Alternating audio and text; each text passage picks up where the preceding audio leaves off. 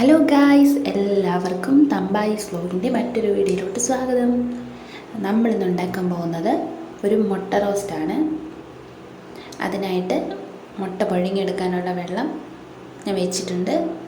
ഇനി നമുക്ക് അതിലേക്ക് വേണ്ട അരപ്പൊക്കെ റെഡിയാക്കിയെടുക്കാം.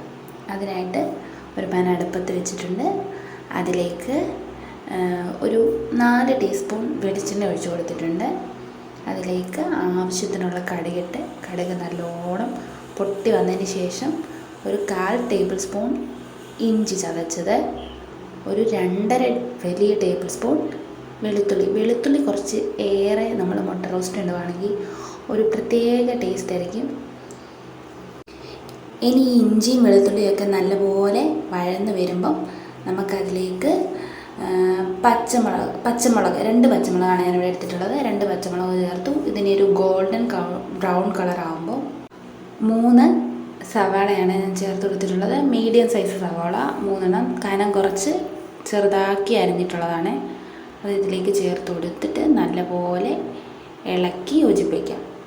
ഇതിലേക്ക് കുറച്ച് ഉപ്പിട്ട് കൊടുത്തു കഴിഞ്ഞാൽ പെട്ടെന്ന് തന്നെ ഉള്ളി വഴന്ന് വരും. അതിന് ഉപ്പ് ചേർത്ത് കൊടുത്തിട്ടുണ്ട്. ഇനി നമുക്കിത് നല്ലപോലെ ഇളക്കി വഴറ്റിയെടുക്കാം. ഇപ്പം നമ്മുടെ വെള്ളം നല്ലപോലെ തിളച്ച് വന്നിട്ടുണ്ട്. നമുക്കതിലേക്ക് മുട്ട ഇട്ട് കൊടുക്കാം. ഞാനിപ്പോൾ ഇവിടെ 4 മുട്ടയാണ് എടുത്തിട്ടുള്ളത്.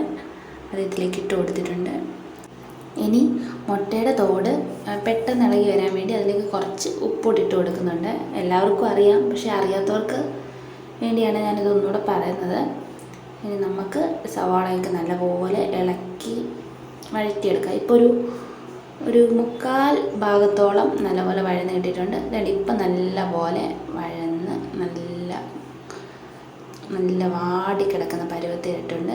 ഇനി നമുക്കതിലേക്ക് ഒരു വലിയ തക്കാളിയാണ് ഇട്ടേക്കുന്നത്. ഒരു വലിയ തക്കാളി ചെറുതാക്കി അരിഞ്ഞത് ഇട്ട് കൊടുക്കുക.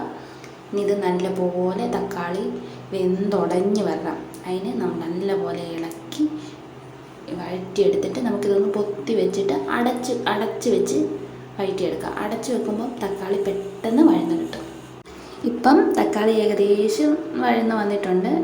നമുക്കൊന്നുകൂടെ ഒന്ന് ഇടയ്ക്കിടയ്ക്ക് ഇളക്കി കൊടുക്കണം കേട്ടോ. തുറന്ന് ഇടയ്ക്കിടയ്ക്ക് ഇളക്കി കൊടുക്കണം, അല്ലെങ്കിൽ അടിക്ക് പിടിക്കും. എന്നിട്ട് ഇത് ഇതുപോലെ കുത്തി ഒന്ന് ഉടച്ചു കൊടുക്കണം. എന്നിട്ട് ഒന്നുകൂടെ ഒന്ന് ഇളക്കി ഇതിന് കുറച്ചും കൂടി ഒന്ന് വഴന്ന് വരണം. ഒന്നുകൂടെ ഒന്ന് ഇളക്കി നമുക്ക് ഒന്നുകൂടെ അടച്ച് വെക്കാം. ഇപ്പോഴത്തേൻ്റെ ഏകദേശം നല്ലപോലെ വഴന്ന് വന്നിട്ടുണ്ട്. നമുക്കിനി ഇതെല്ലാം നല്ലപോലെ ഇളക്കി നോക്കിയിട്ട് ഇതിലേക്ക് നമുക്ക് ആവശ്യത്തിനുള്ള പൊടികൾ ചേർത്ത് കൊടുക്കാം. അതിനായിട്ട് 1/4 ടീസ്പൂൺ മഞ്ഞൾപ്പൊടി, 1/2 ടീസ്പൂൺ കുരുമുളക് പൊടി, 2 ടീസ്പൂൺ മുളക് പൊടി, കാശ്മീരി മുളക് പൊടിയാണ് ഞാനവിടെ ചേർക്കുന്നത്, 1/2 ടീസ്പൂൺ ഗരം മസാല, അത് നമ്മൾ വീട്ടിൽ തന്നെ പൊടിപ്പിച്ചിട്ടുള്ളതാണ്. പിന്നെ 1/4 ടീസ്പൂൺ പെരുംജീരകം. ഇതിലേക്ക് 1 ടീസ്പൂൺ മല്ലിപ്പൊടി ഞാൻ ചേർത്ത് കൊടുത്തിട്ടുണ്ട്, പക്ഷേ അത് വീഡിയോയിൽ കിട്ടിയില്ല. ഇനി ഇതിലേക്ക് ചിക്കൻ മസാല 1/4 ടീസ്പൂൺ അതുകൊണ്ട് ഞാൻ ചേർത്ത് കൊടുത്തിട്ടുണ്ട്. ഇതെല്ലാം കൂടെ നല്ലപോലെ ഇളക്കി യോജിപ്പിച്ച് ആ മുളകിൻ്റെ ഈ പൊടികളുടെ എല്ലാം പച്ചമണം മാറുന്ന വരെ നല്ലപോലെ ഒന്ന് വഴറ്റിയെടുക്കണം. എന്നിട്ട് അതിലേക്ക് ആവശ്യത്തിനുള്ള വെള്ളം ചേർത്ത് കൊടുക്കുക. ഞാനിപ്പോൾ ഈ കപ്പിന് 1 കപ്പ് വെള്ളമാണ് എടുത്തിട്ടുള്ളത്. അത് മുഴുവൻ ചേർത്ത് കൊടുത്തിട്ടുണ്ട്. അതിപ്പോൾ നല്ലപോലെ തിളച്ച് എണ്ണയൊക്കെ തെളിഞ്ഞ് വന്നിട്ടുണ്ട്. നമുക്കിതിലേക്ക് മുട്ട ഇട്ട് കൊടുക്കാം. മുട്ട വരഞ്ഞിട്ട് വേണം ഇട്ട് കൊടുക്കാൻ. ഞാനിപ്പോൾ ഇതെല്ലാം വരഞ്ഞ് വെച്ചതാണ്. അത് ഇതിലേക്ക് ചേർത്ത് നല്ലപോലെ ഇളക്കി ആ അരപ്പൊക്കെ മുട്ടയിലൊന്ന് പിടിപ്പിക്കണം. ഇനിയും നമ്മുടെ ചാനൽ സബ്സ്ക്രൈബ് ചെയ്യാനുള്ളവർ ഉറപ്പായിട്ട് സബ്സ്ക്രൈബ് ചെയ്യണം, ലൈക്ക് ചെയ്യണം, കമൻറ്റ് ചെയ്യണം, ഫ്രണ്ട്സിനൊക്കെ ഷെയർ ചെയ്ത് കൊടുക്കണം. ഞാനിത് വീണ്ടും പറയുക.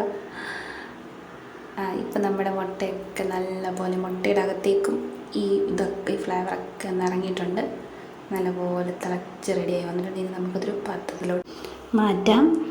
ചപ്പാത്തിയുടെ കൂടെ അപ്പത്തിനും ഇടിയപ്പത്തിനും പുട്ടിനും എല്ലാം മുട്ടക്കറി ഒരു അസാധ്യ കോമ്പിനേഷനാണ്. ബിക്കോസ് എല്ലാവർക്കും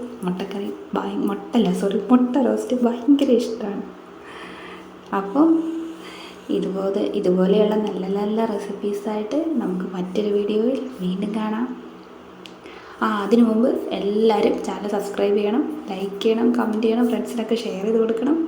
അപ്പോൾ എല്ലാവർക്കും ഒരിക്കൽ കൂടെ ടാറ്റാ, ബൈ ബൈ.